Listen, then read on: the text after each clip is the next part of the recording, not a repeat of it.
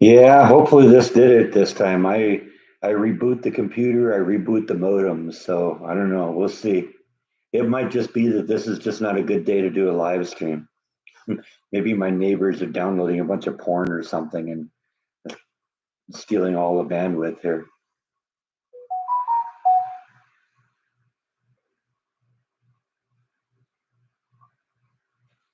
Oh, Susan sent the photograph here. Let's see what we got here.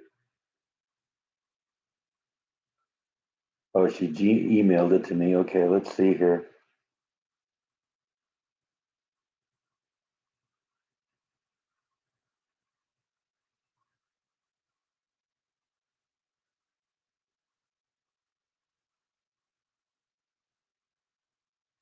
Okay, let me pull that, see if I can pull that up in Gmail here. Maybe I can show this to you here.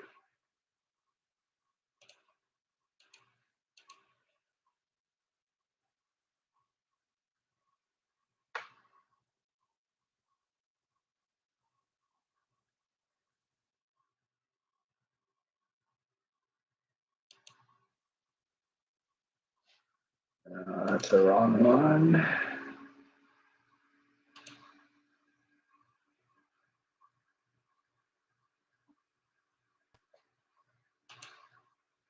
Okay, there we go.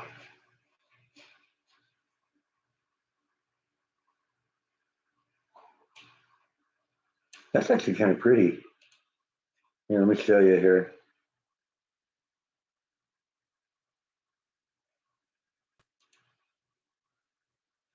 I think I'd be careful about this. I think last time I tried to go do this, we ended up losing the connection here. Yeah, there's the thing she's talking about.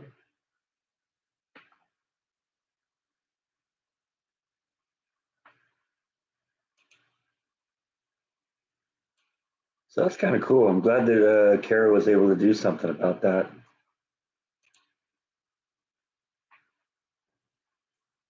Yeah, it seemed to be good for a little bit there before Kennedy, and then we lost it. I don't know. Like I said, this just might not be a good day for a live stream. If this doesn't work this time, if we lose it again, I'll probably just try again next week.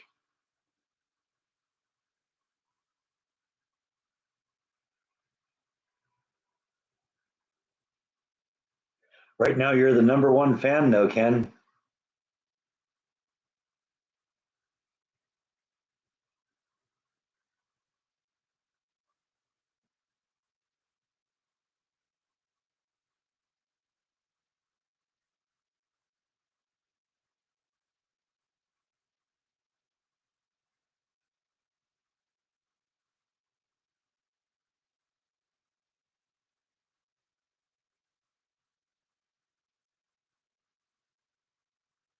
Well, it helps when you're the only one posting.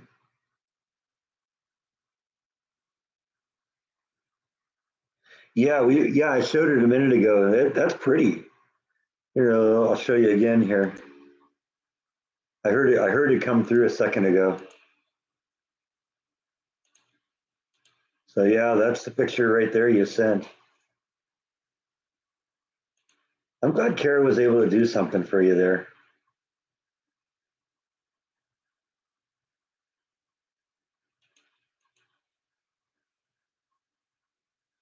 It's a really pretty piece.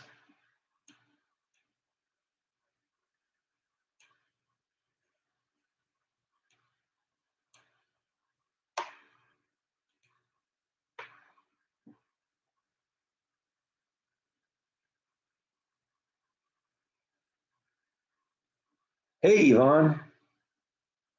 That if you were here a few weeks ago, Susan was talking about how she had an amethyst necklace that was broken, and I recommended that she contact Kara over at Gallery 11, and apparently Kara was able to take care of her. So that was the result. Like I said, it's funny that Kara didn't mention anything because I mean I assume you dropped my name, Susan, right?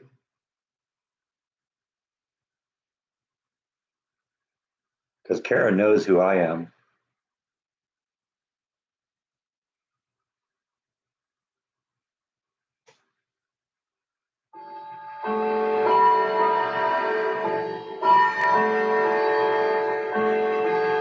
Yeah, it is. It's a really pretty little amethyst piece.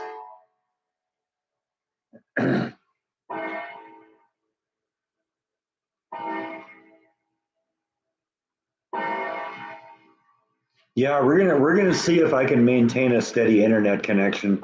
This time it was more than just restarting the live stream like I did the first time.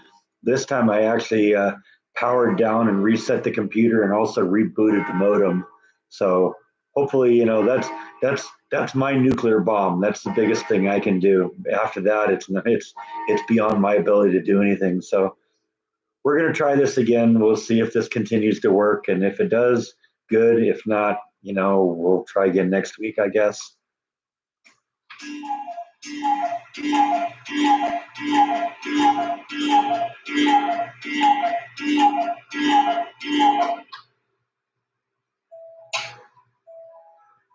Yeah, that's it exactly. I mean, yeah, you weren't here for the first two, but we actually had to interrupt the live stream twice. That's why the video is called Take Three.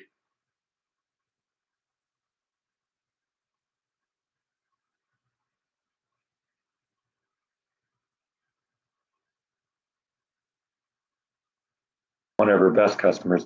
Oh, nuts! I'm getting unstable again. I don't know. Let's see if it clears up. Okay, it says it went away.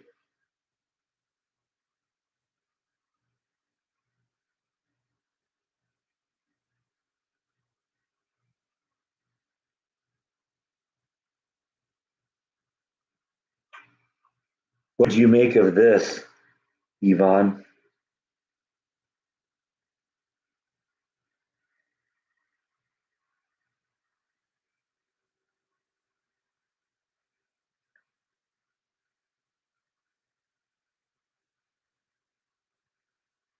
That's an opal that I got from her last week. 55 carats. I love this thing. I saw that thing. I was looking around the store and looking for, something that's like, yeah, I don't know, nothing's really grabbing me today. And she said, well, I got a couple little things. And I said, well, some of the little things are kind of cool. And then she whips this thing out. And she's actually got two of them. There's another one that's got more blue in it. And I don't know, I might have to get that one too.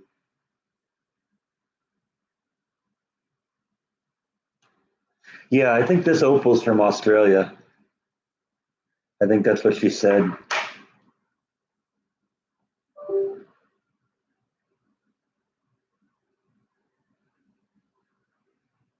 I was thinking that too. It would be a beautiful pendant. You just see it hanging, around a necklace or something like that. But not that one. That one's going in my display case.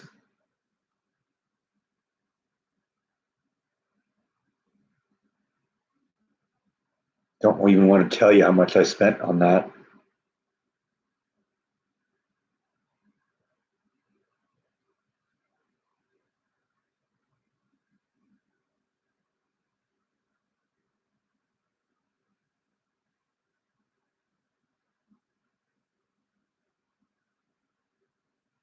Oh yes, well over 200. In fact, Kara was telling me that she thinks I got a really good deal on that because, like I said, that's 55 carats. She said that generally with good quality opals, it's $100 a carat. So that should be like a $5,500 rock, but I didn't pay that for it.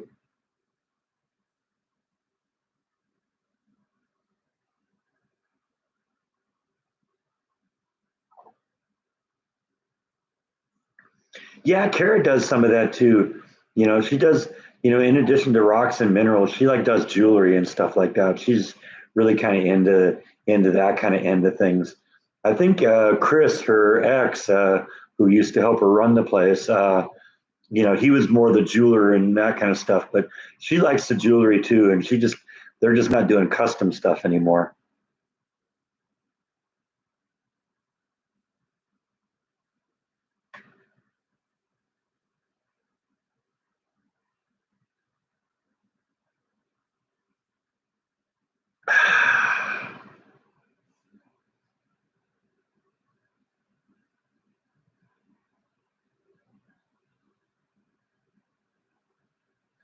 I would love it if Kara started having an online presence, but I don't know. I think she had a website where they did what they call flash sales, where she put stuff up on online, and if you wanted it, you could buy it on Facebook. But I don't know how much business she did with that.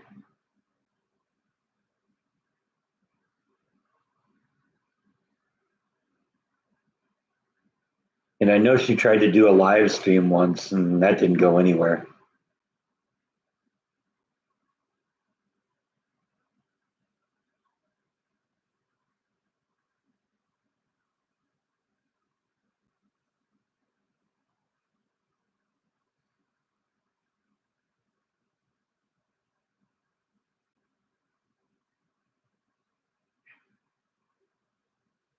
It's funny with her because she'll put random stuff up online too, up on Facebook of stuff that they've got, and there have been a number of times that things that she put up up with.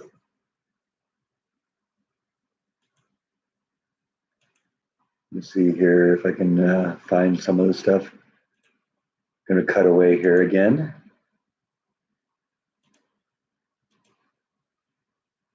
I'm really glad that YouTube allowed the ability to do this. Is a cool feature. That's a chunk of amber, and I don't have that yet. She posted that this morning, but I wouldn't mind having that. I got a couple chunks of amber, but that thing looks like it's about the size of a softball. So that would be really cool. That's not Kara, that's Lucy and Tiffany. Tiffany is helping her kind of run the place. And that's some earrings that she has. And I guess those are made out of real butterfly wings.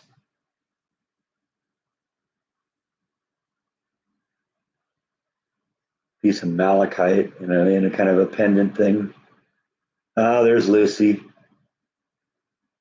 That's moldavite. I got a piece of moldavite too. That's really cool. I up until I got this opal, that was my was dollar for dollar my most valuable piece, or pound for pound my most valuable piece. Basically, that is a piece of glass that resulted from a meteor impact like 100,000 years ago, and it hit with such force and energy and heat that it took the sand and turned it into this green glass called moldavite. And I got a chunk of it about that size too, but not mounted like that. Some of the rings she does.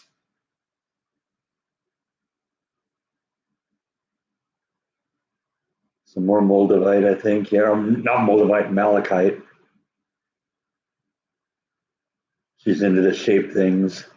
Not as into that. Yeah, let's see. There's a ring. Little Darth Vader. I think that's probably obsidian, right? Let's see what she usually says. What it is. Darth Vader. Yeah, it's obsidian. I like obsidian. Obsidian's cool.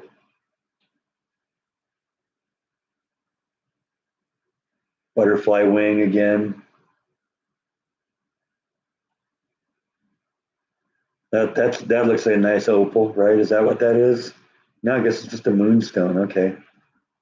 Yeah, I guess she's yeah. See, that's what she does, kind of with bracelets and stuff like that. She makes a lot of that herself. That piece is gorgeous.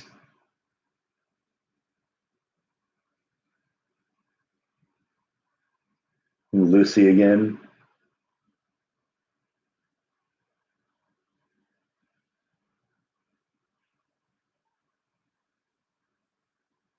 It's funny. I don't see some of the things I've seen her post. She posted the opals that I showed you. I don't see those. I think I ended up with that or something like that. She's always been sort of into these things that she says has rainbows. I think this is the one I ended up with. I think I have that one.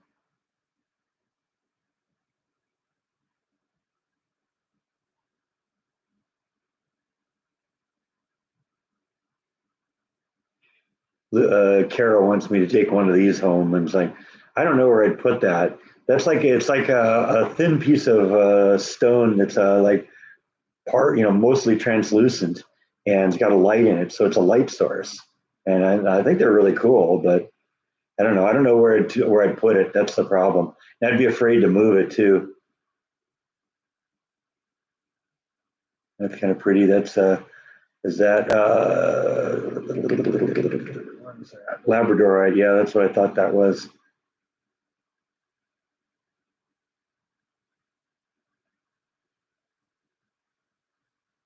That's really pretty. Look at all the colors in that. Turite, huh? I think I got a piece of that too. Maybe even that one. But yeah.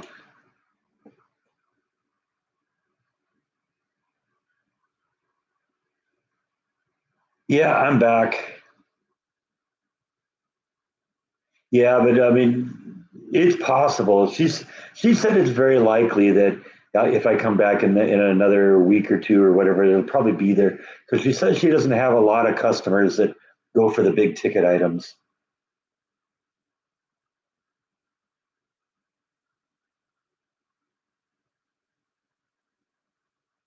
Yeah, go check out her Facebook page.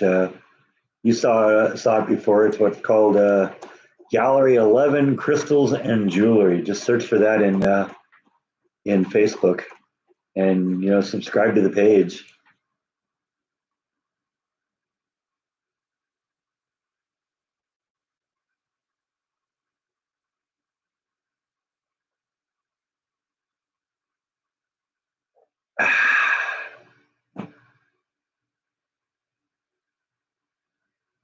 Yeah, she does have nice jewelry. No, no, I've asked them repeatedly about kyber crystals. In fact, I was when I was at the Comic Con last week. I thought there was a reasonable chance I'd be able to find one there, but no, nobody went that nerdy, I guess.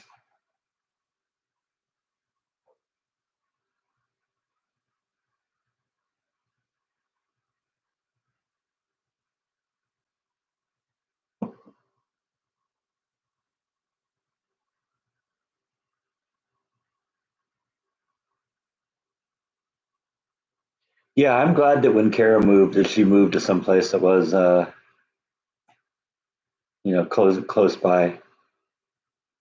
Well, how many do I have? Let me go pull up the Excel file because I have an Excel file on the computer that documents everything I have. I decided I wanted to kind of keep a value of them. So I got a description of how much I paid for it and when I got it and all that fun stuff.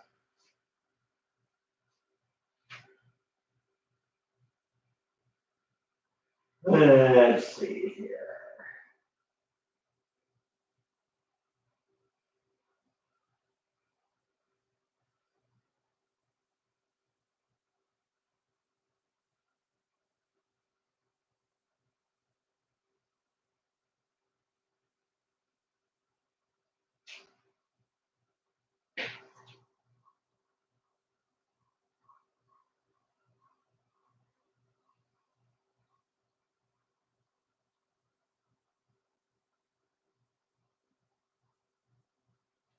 More than I thought.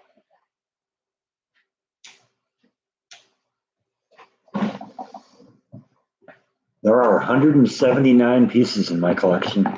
That even kind of blows me away a little.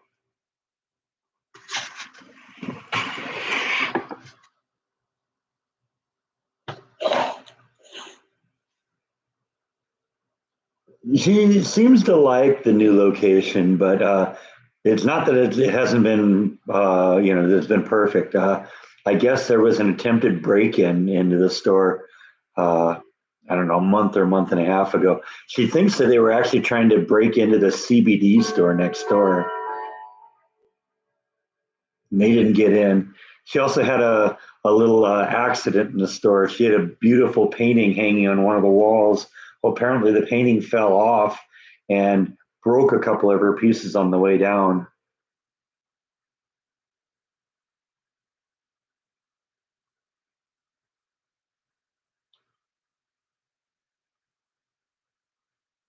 Well, I've got two Excel files that I've created for it. One of them I use because I got these little labels I make for each one of them that says what everything is, and I just print it out on white paper and then laminate it. And so I have that, and that's got all the list of everything. But the main values Excel sheet. Sorry about that.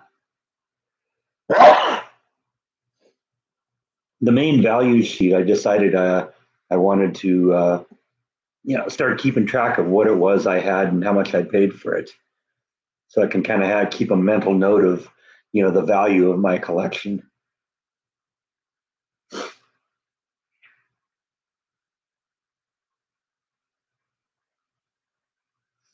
I don't want to print them out like on like stickers and stuff like that, because I want to actually be able to move it around, because I'm constantly shuffling things around and moving things from one place to another, and kind of organizing things. I like to have things that are kind of the same together. My mom, does my mom collect anything? No, well, a little bit. She was into little figurines by a Spanish guy named Yadro, and she had a few of those, and she collected those for a while. My dad got into lighthouses, little models of lighthouses, and he had a pretty sizable collection of those. In fact, I got one of his lighthouses that I kind of keep up on the clock right there. You can see it a little bit. My mom ended up with most of them when he died. He was buried with one, and my mom was buried with one, and then the rest of them went to me and my sister and my nephew and my niece and all that.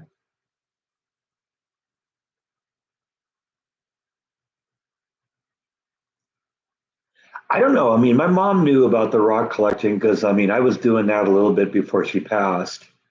And I mean, I don't think it would surprise them. I mean, they sat through the whole Guided by Voices collection phase, and that was basically the same thing. The only thing I can say right now is that I've been into rocks longer.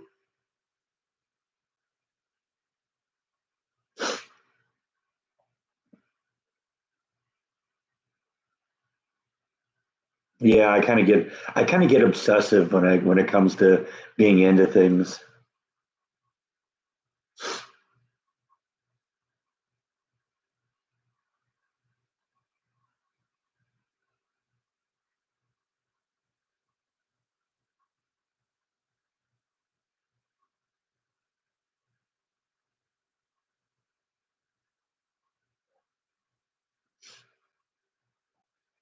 I think with the GBV collecting phase, it just got too much, and there for a while. One of the things is, if I'm going to get into a serious collecting phase, um, it's got to coincide when I have expendable income to be able to do that.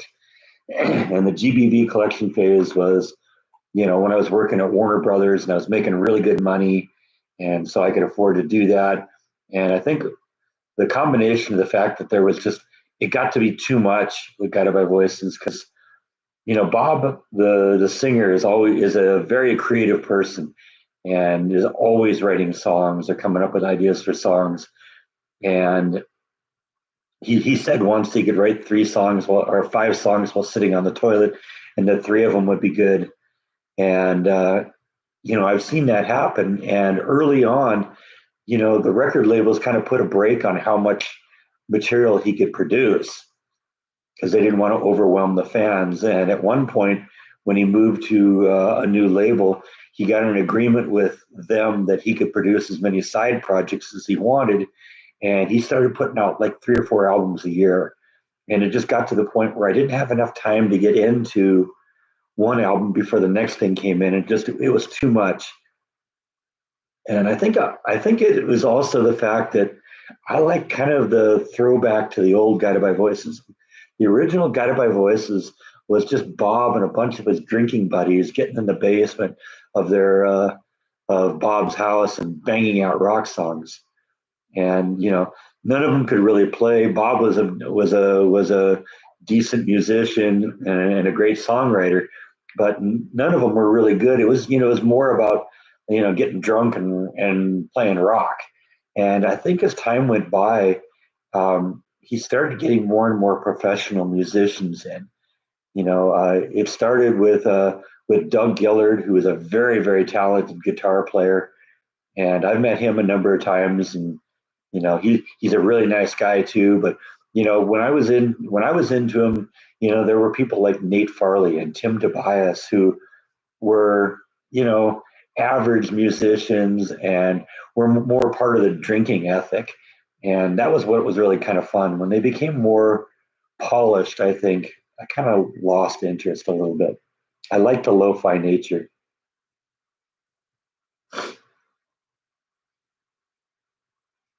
And so I think it was a combination of them being a little too polished and just producing too much material.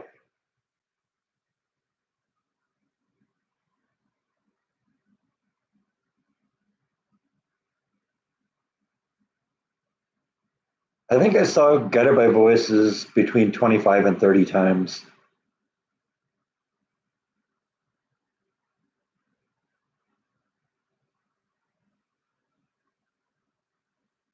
I don't think it's ruined the talent. I just, uh, you know, I think if an opportunity came to go see him, I'd go see him again. I just am not as into the newer material, and it's fun. It's interesting. The person who I run the Guided by Voices website with, he's more into Bob now than he ever was. He was the one that got me into him. So,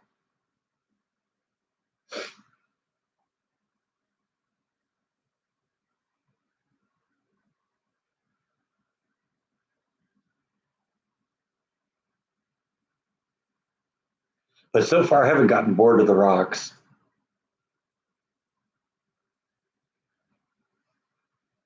And I was caught talking to Kara about it last time when I was there. Um,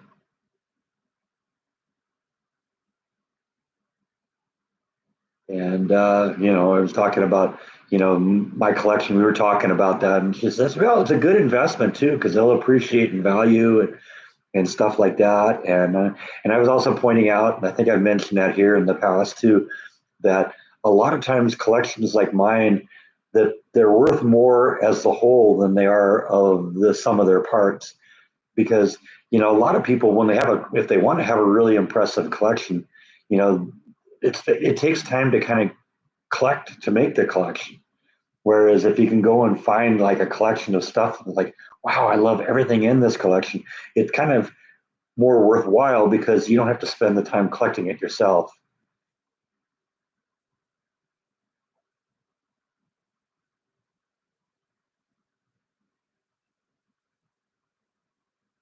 Oh yeah, Bob's released all sorts of stuff. I mean, let's see if I can.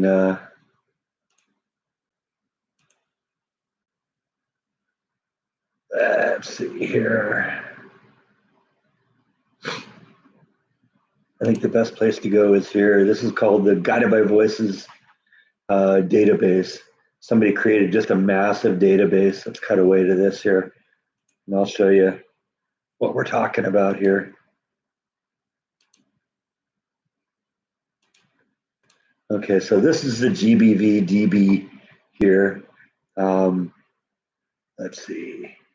Got basically everything. Okay, let's look at the Guided by Voices discography. And so yeah, these are all the albums he's produced over the years. Look at all this stuff. I have a lot of this stuff, but like I said, I gave up after a while. It's like I said, it was too much.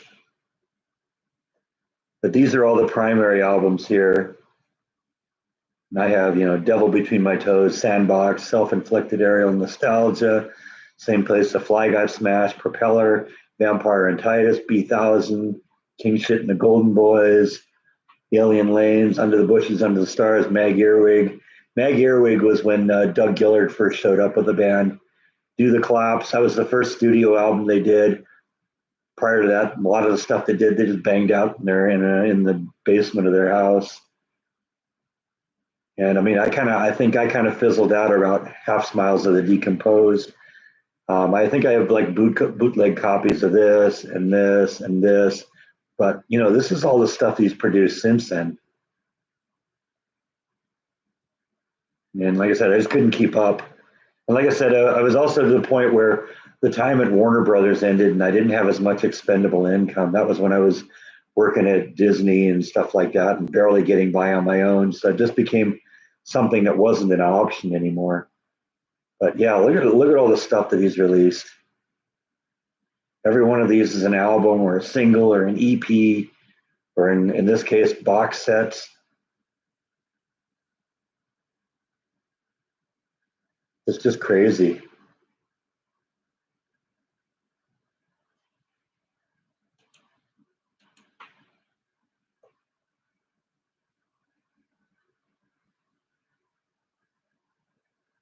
At one point on my website, I decided I wanted to make a what they called a GBV super list, which basically an alphabetical listing of every song that Bob had ever produced and a link to what album it was on. And when I stopped doing it, there were like 5,000 songs on the list.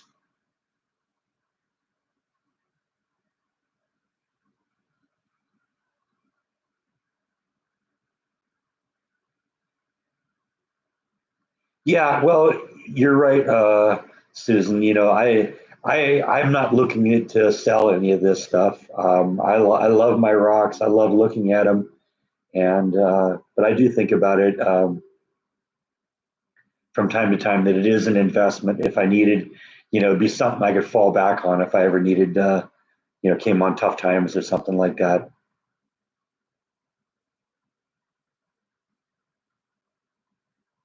My favorite GBV album has always been Propeller.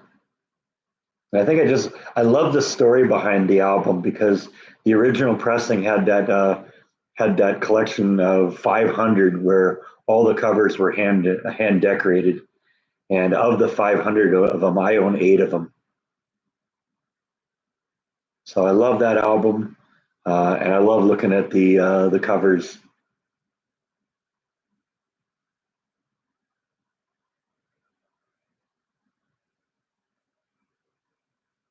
But I like the early stuff the best. Like I said, he started getting a little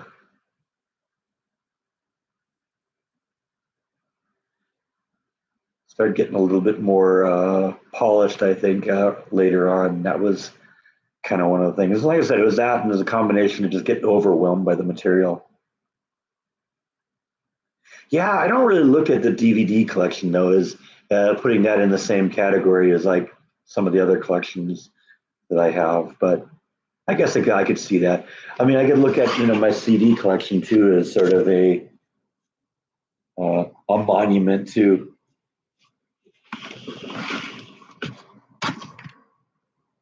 It's ironic. A number of years ago, when Jordan was still living in his apartment, um, he would go through downsizing phases every once in a while, and he gave me probably a couple hundred of the CDs that he wasn't listening to anymore, and that increased my collection by I think about 20%.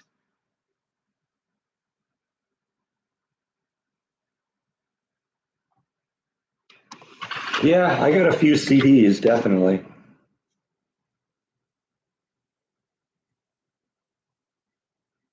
and ironically, the two bottom rows that you see down here, that's all my Guided by Voices stuff. All the rest of them are all my regular CDs, which just shows you how much content we're really talking about here. I got two full rows on my shelf just with Guided by Voices stuff.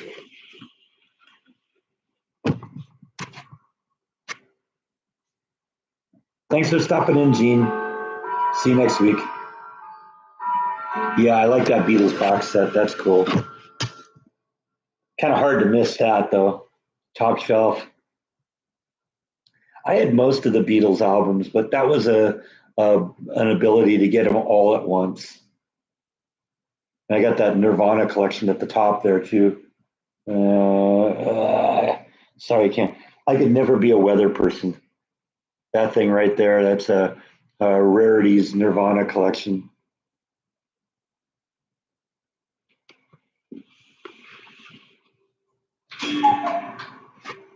No, there is a Waco uh, Gem and Mineralogical Society that Kara's saying I should probably get involved in.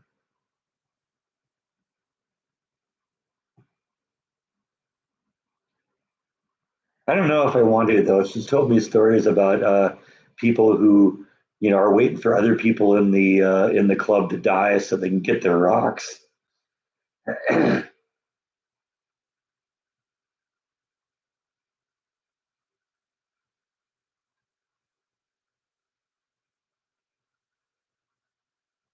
No, it isn't Kara's club. I think she's just a member of it.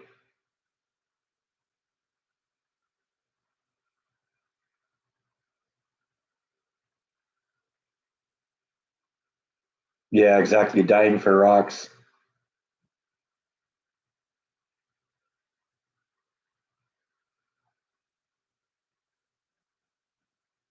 Don't want to jinx it here, but we're 38 minutes in. Haven't had any interruptions to the stream here.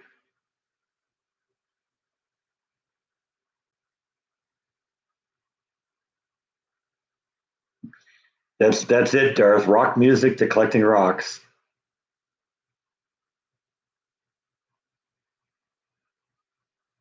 And I don't know, it would probably be something that I would give to my nephew or my niece or something. If they wanted to sell it, that's fine. Kara was even suggesting I could go to one of these rock and mineral shows sometime and just sell whatever I had.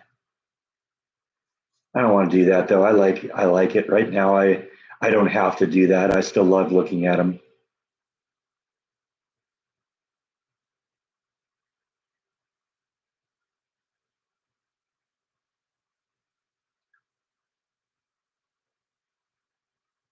Like I said before, I'm thinking about at some point remodeling Bytes room and turning that into my rock display case.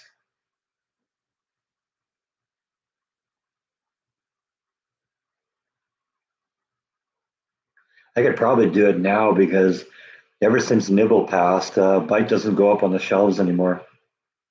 He just stays on the ground.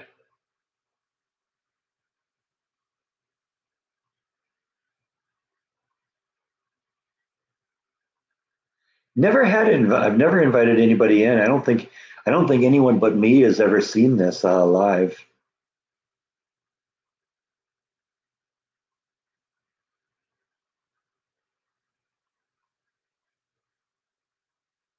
If my sister visits next month, she may be the first one.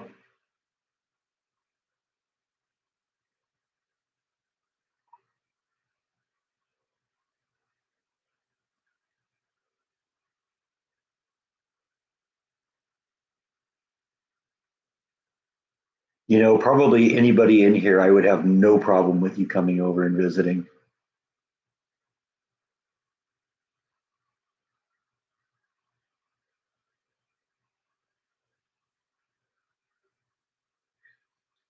Yeah, that's sort of why I modified my statement initially and said seen it live. Because yeah, you guys have seen it on video. Hey, Eric, how you doing?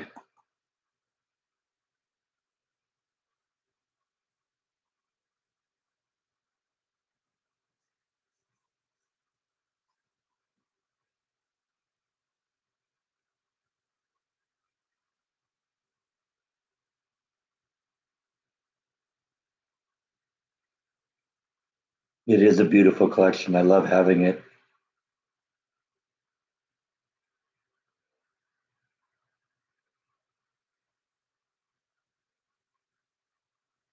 Welcome back, Tracy.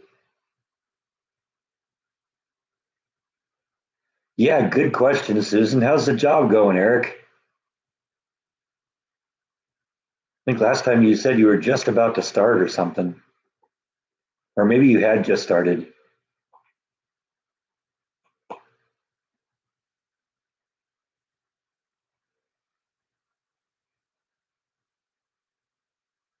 Okay, so you're about a month in then. You getting a lot of stuff on the air?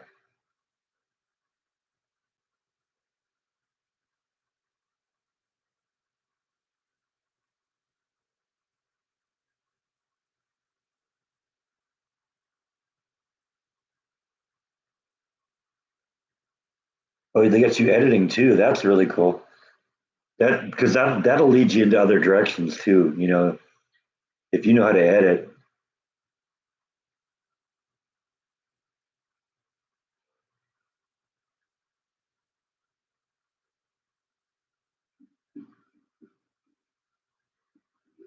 It's funny.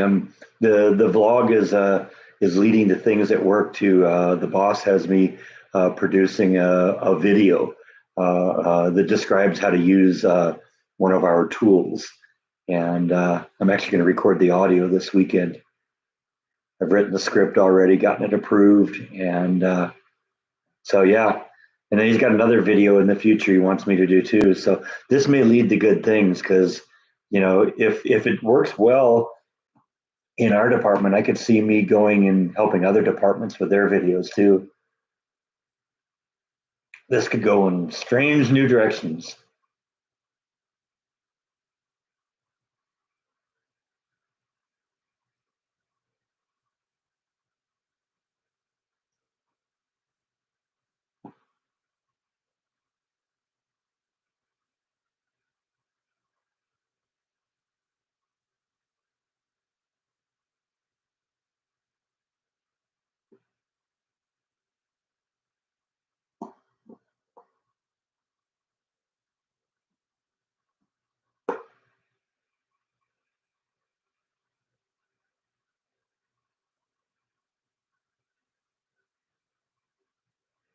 No, but it's something I kind of enjoy doing, John. So, and it'll lead to good things in the future.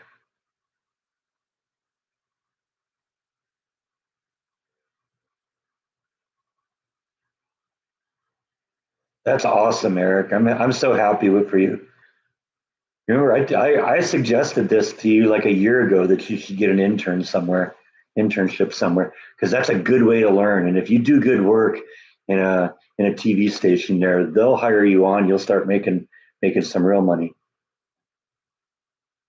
And you're not a free intern, you're a paid intern, so you're already making a little bit of money. So that's cool. I'm really happy for you, Eric.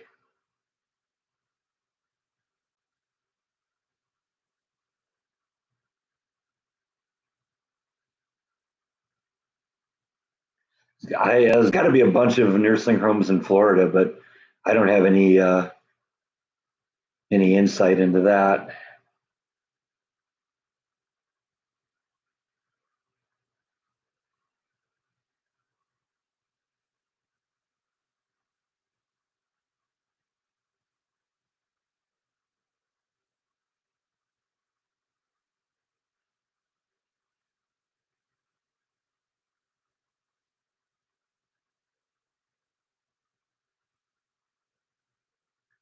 Yeah, I don't know. Maybe Eric will remember me some days. Hey, yeah, he's the one that got me going on this.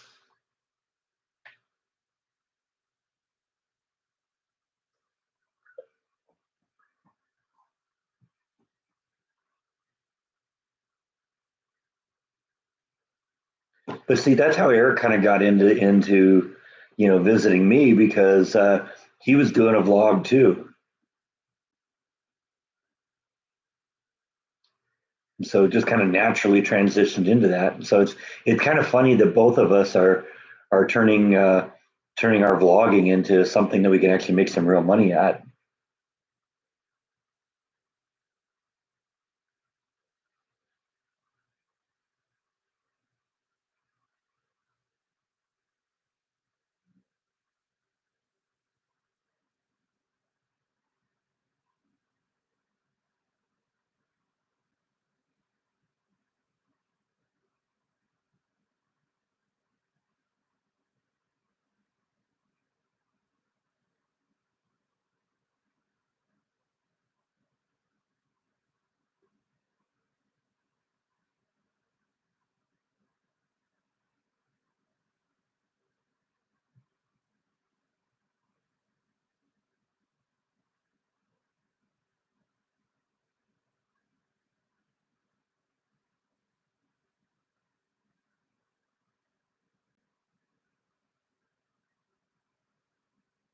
Internet seems pretty stable right now.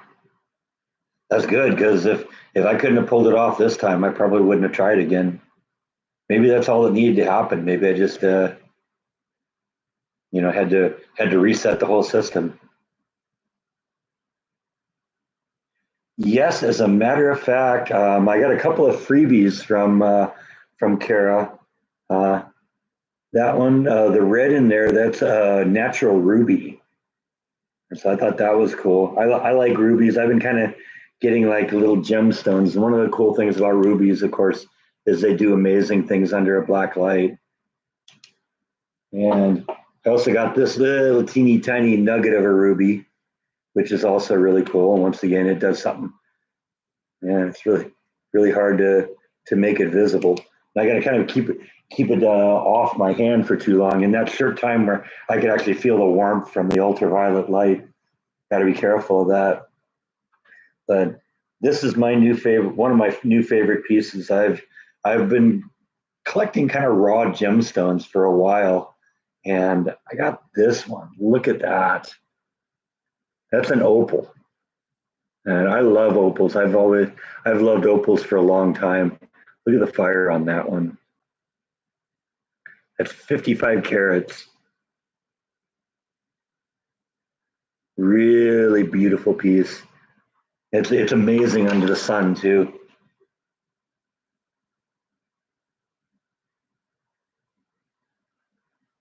I've been thinking that would look really nice, like as a pendant or something like that. But ain't gonna make it into a pendant. No way, no how.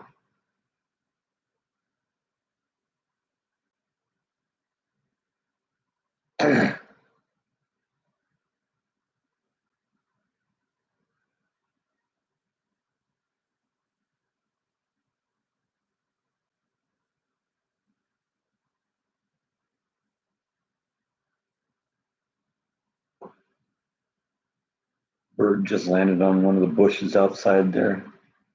That's one of the things I love about Texas is the wildlife. I got so many creatures that visit my yard. Probably doesn't hurt matters that I'm feeding them and stuff like that.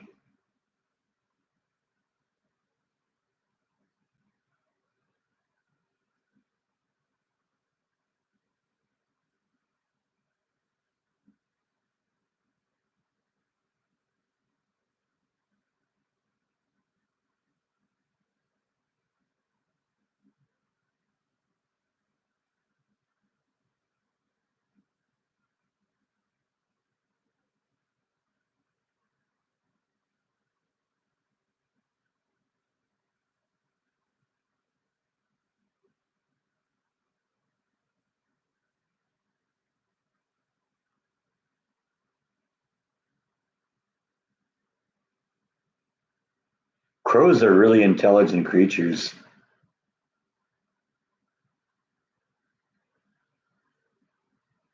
Yeah, I love it. I've kind of intentionally got my kitchen window set up, looking right out into the backyard, and it's just kind of fun to stand in there and watch the squirrels and the different birds that come and visit. Occasional possum.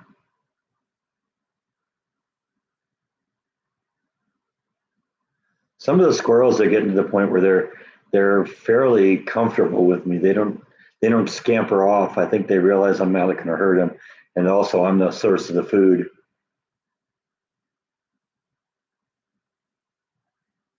Yeah, I've heard of crows doing that too. I've even heard of them bringing like coins and stuff that they find. Yeah, octopus are supposedly really smart too.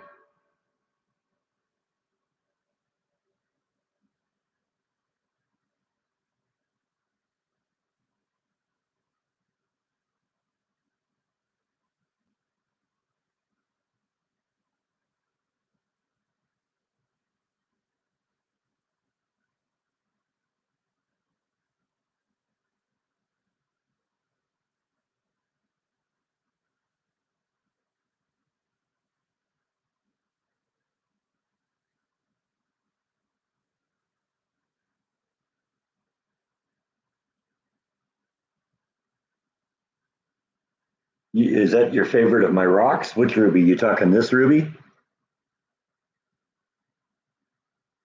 Like I said, that was a free gift from Kara.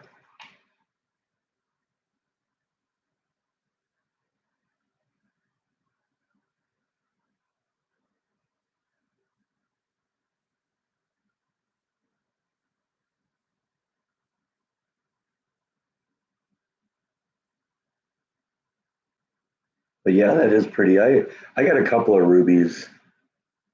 But like I said, I just like the fact that it's just, it's a raw gemstone. It's not been cut, it's not been polished. You know, this I think, is a little bit polished for me, but I don't know. You're not gonna get the view of an opal like that if you don't polish it. It's still pretty nice.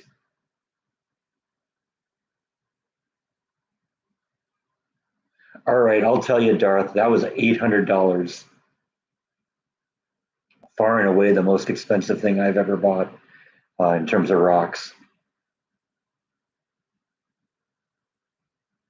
That was like three times what I planned to spend that day. Kara whipped that thing out and said, and I looked at that and said, "Oh, you're killing me, Kara. I got to take that." And she actually had two of them.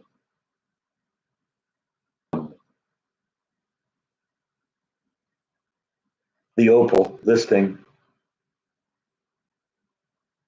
Well, that was one of the things she said. She thought this was a good deal, actually, because she says generally opals are about $100 a carat, and that's 55 carats. That should be $5,500.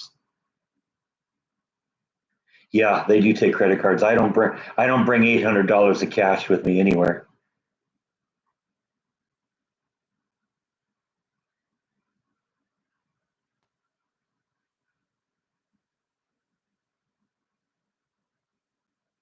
But like I said, I love opals, so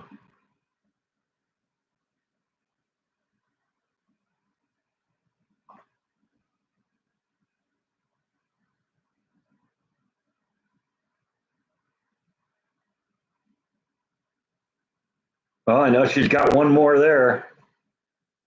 I'm not sure where she had it posted on Facebook at one point, but I didn't see it recently. Let me see if I can find the.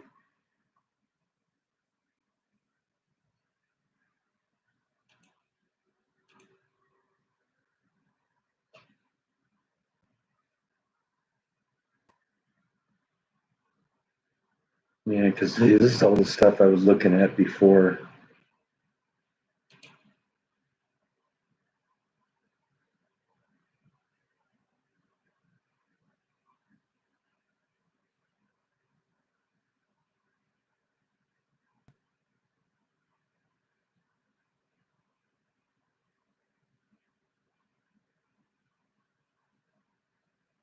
Or maybe did she? Sometimes she sends stuff to me personally. Let me see if it's in that collection. She knows of the kind of things I like, so no, I don't see it there. So yeah, I don't know. She had it posted at one point, and I don't know where it went.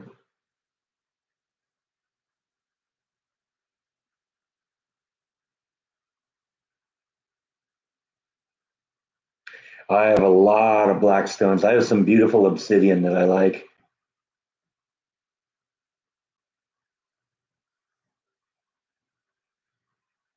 and I got some tourmaline that's really beautiful. Yeah, I've thought about insuring it. I don't know how I would do it though, because the value of the collection is constantly changing because I'm constantly getting new stuff.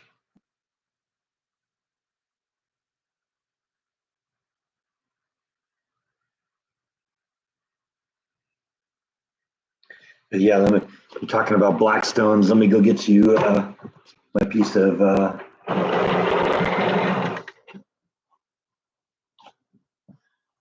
piece of obsidian here.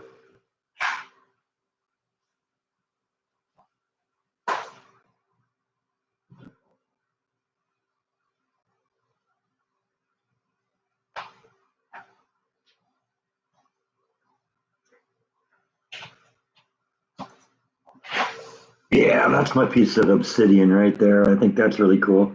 I wanted to have a piece of obsidian for a long time. Basically, what this is a volcanic black glass.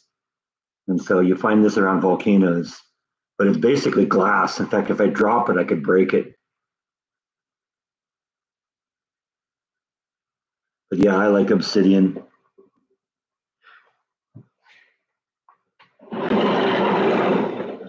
Yeah, I don't know. I should probably investigate that at some point because I would not be happy to lose this.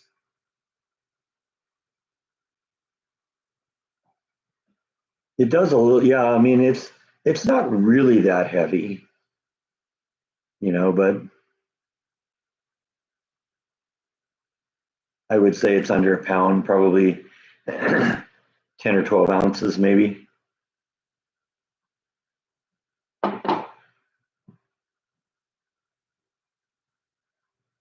I got a couple pieces of obsidian.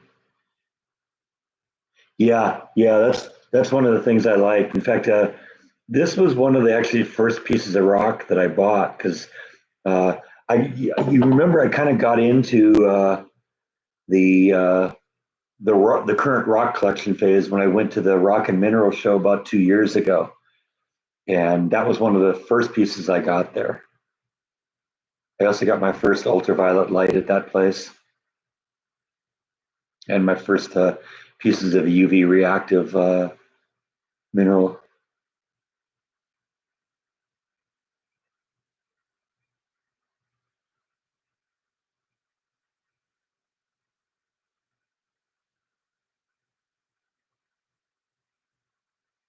I've thought about that too, Yvonne.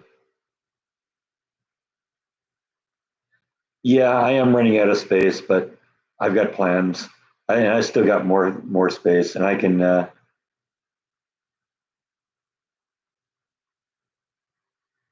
definitely compress things down a little bit.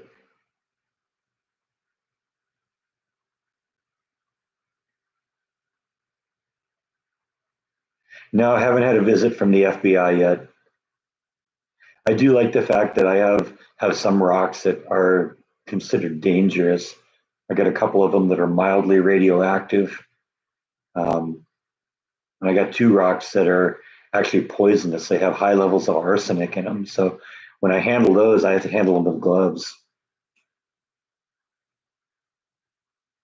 I was I was just attracted to them just because they were beautiful, and I looked at them and I said, "Oh, these two, there's this yellow rock and this orange rock, orange is reddish rock," and that I was really interested in them. And when I was buying them, I bought them both because I thought they looked like they're kind of the same thing, and they are sort of the same thing. But the woman who sold them to me said, "Yeah, you got to be careful with these two because they have natural arsenic in them." And it's like, oh man, that just makes me want it all the more. Um, I don't really have a lot of lava rock.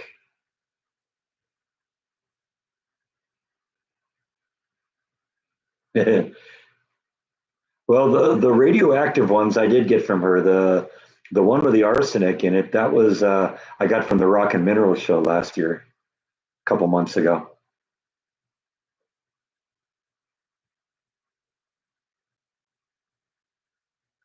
Well, that's just me. I mean, uh, if it's interesting, if it's got a great story behind it, I love it.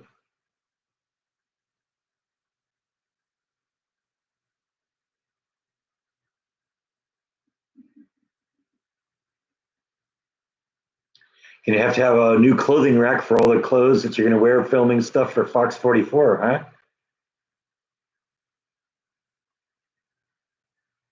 Yeah, yeah, the uranium glass is an example of that too. That was just that was just a little that didn't turn into a full blown collection thing. It never was. I just wanted a couple examples of it. And the truth is, I moved it out of the rock and mineral display case because I needed the space. So that's actually just in the cupboards up there right now. I could never do this right. I could never be a weather reporter. Like up there, I have all the uranium glass in there.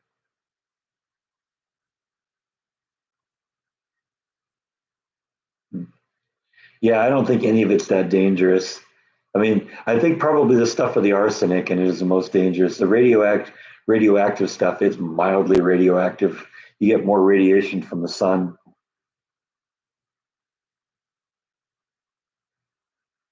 I'm thinking about doing some sort of road trip in early to mid October. We're getting close to we're getting close to maintenance interval at work, and so I may go out and do some stuff out there, uh, trying to figure out what it is. Don't know where I'm going to go yet. No, I don't think it'll be Yellowstone. It's going to be because Yellowstone is a place I want to go there and stay there for a few days, maybe even a week, and just see the whole thing. I'm looking for places. I go there, go someplace, spend a day there, go to the next place, spend a day there, and do that kind of thing.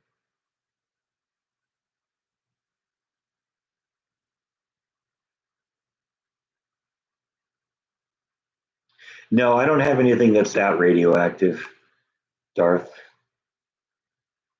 Alamo, I definitely want to go, especially considering I've been reading a story recently, and I think it's done now that they've actually acquired one of the bicycles from Pee Wee's Big Adventure, and they're going to be displaying it there at the Alamo. I think it's there now, so I definitely want to go see that. See if it's in the basement.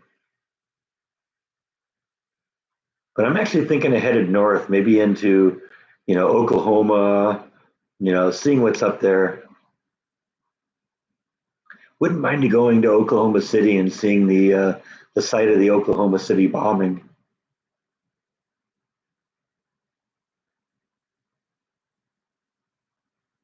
Yeah, I am going to be doing Silo of Screams again. They're changing it a little bit, um, because the first couple weeks, the ones where I'm going to be there are going to be low scare nights. So, um, it'll kind of be a different thing. Usually the first couple weeks when I can go now, it's full scare, and so it'll be a lot of time with me not wearing a mask and just posing for photos and stuff like that.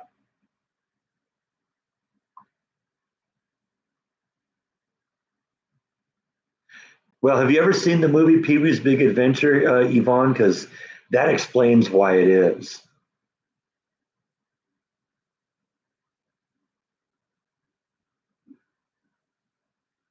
Yeah, I would like to take my sister to Silo. We'll see how that all works. I'm not sure how it's, exactly when she'd come, but yeah, that's one of the things.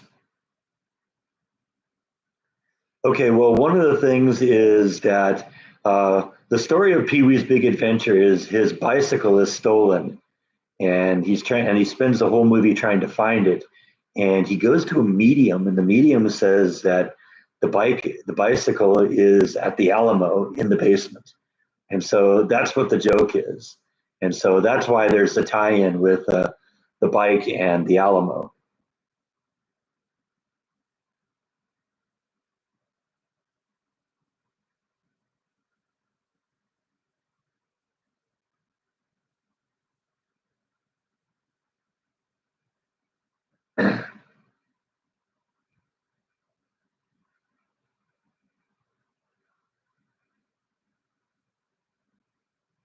Oh yeah, the dance sequence is awesome.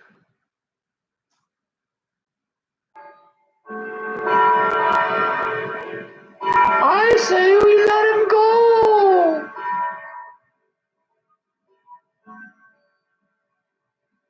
You have to watch the movie.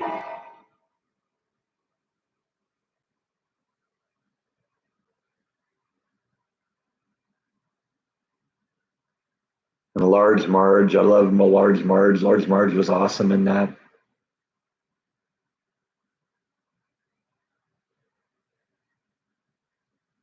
Tell him Large Marge sent you.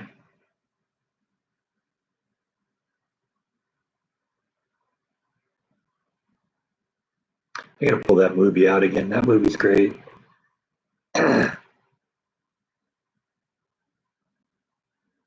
Especially now that Paul's passed. I don't think I've seen it since he passed away. I never saw Big Top Pee Wee.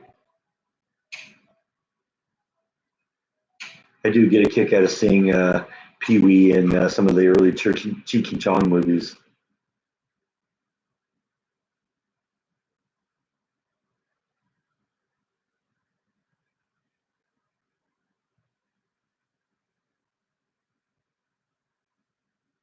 Oh, Large Marge died too? I didn't hear that. But see, the truth is, I don't know if I'm aware of her ever being anything else. It's just there.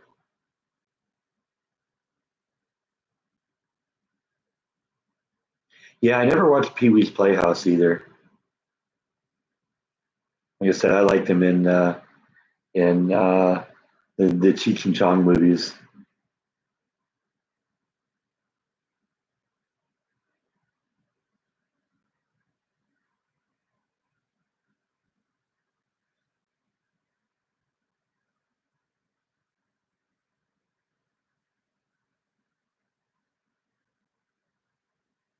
I'm trying to think of him in the Blues Brothers. I don't remember him in the Blues Brothers. What did he do in the Blues Brothers? It's funny. I watched that movie a bunch of times. Yeah, Lonnie Anderson. I remember. I heard that.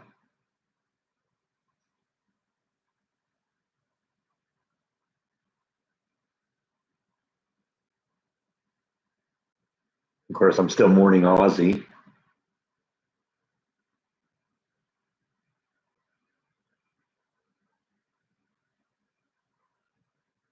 Oh, there's a Pee Wee's Big Holiday. No, I guess I didn't even hear about that one.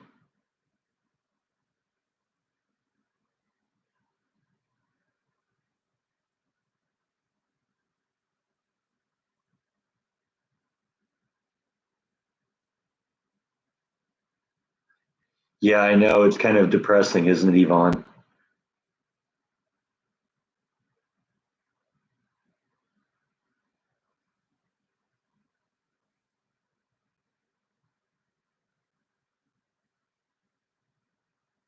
I liked his voice. I loved his songs.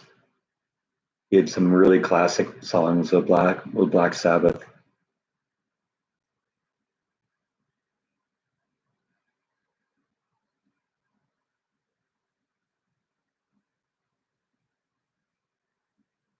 Really, he was the waiter in the restaurant, the one where Jake and Elwood were making an ass of themselves in order to get the guy to come back and play with the band.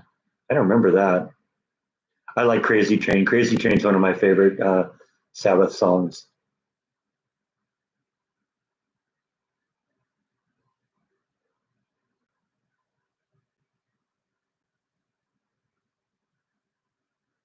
Paranoid's another good one. I was listening to Paranoid the other night when I went out for my walk. Keeps the neighbors from coming up and talking to you when you're walking around at night at 11 o'clock at night listening to Black Sabbath.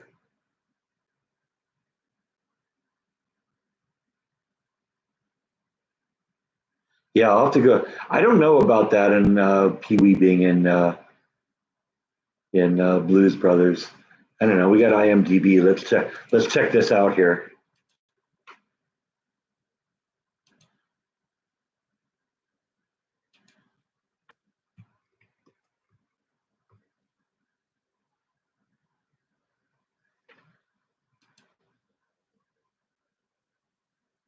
Okay.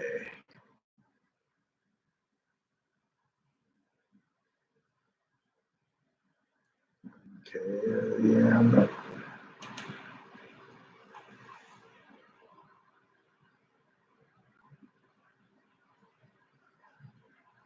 Okay. Blues Brothers. We go way back in time here.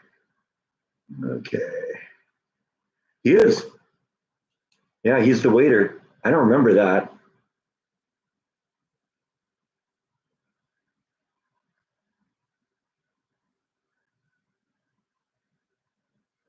Oh, that's news. Okay, let's see if we can get some fun quotes out of him here. I'm gonna cut away here so you can watch too.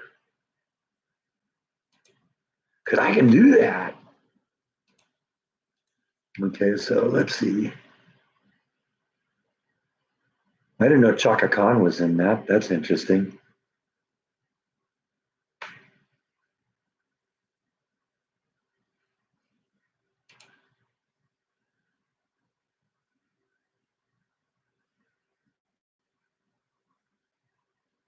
I like Carrie Fisher in that too. She was awesome.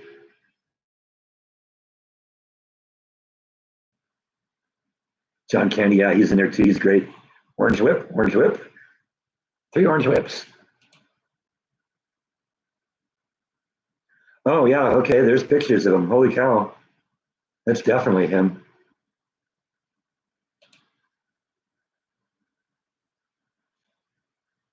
Wow. Okay, there you go. I forgot about that. That's why I like having you guys here. You point this stuff out to me that I didn't know.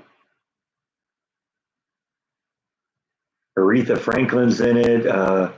Um, what's his name? Ray Charles is in it. Cab Calloway.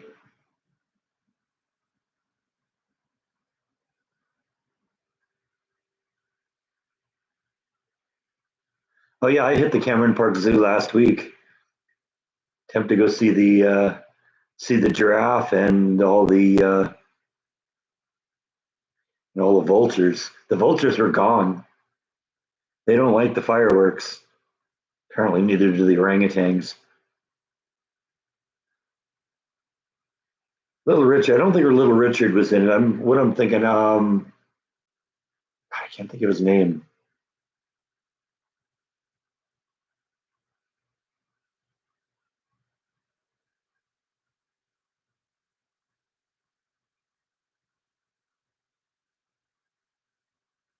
Yeah, I got the whole credit here. Hold on, we'll figure this out.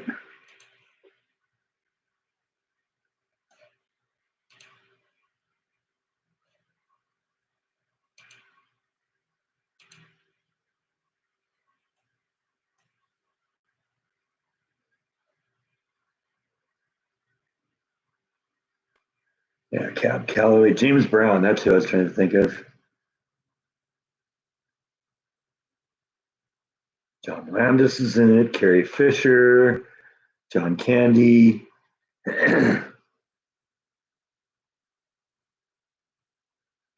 Tom Malone, who that was what was great about that movie is so many of the people, um, were actually musicians in the blues movement. It's my understanding that that movie came to be because uh, Dan Aykroyd and John Belushi were. I guess Dan Aykroyd was a huge blues fan. He got Belushi into it, and that led to that movie. Chuck Berry. I don't think Chuck Berry was in it either. Oh well, or maybe I'm wrong. Interesting.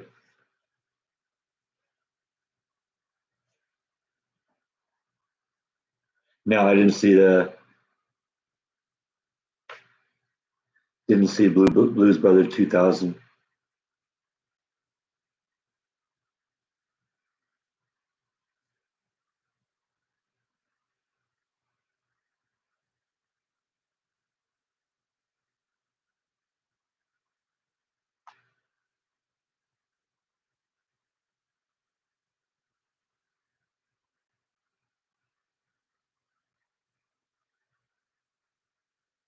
There's a Freakier Friday. That's just what the world needs. Another remake.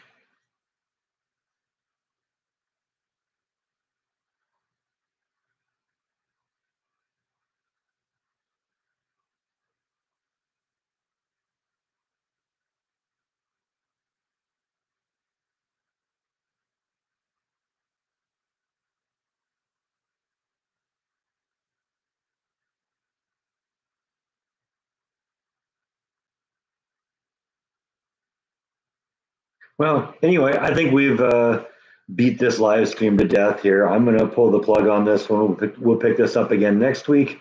Thanks everyone for stopping by. I'll see you next time. Good night.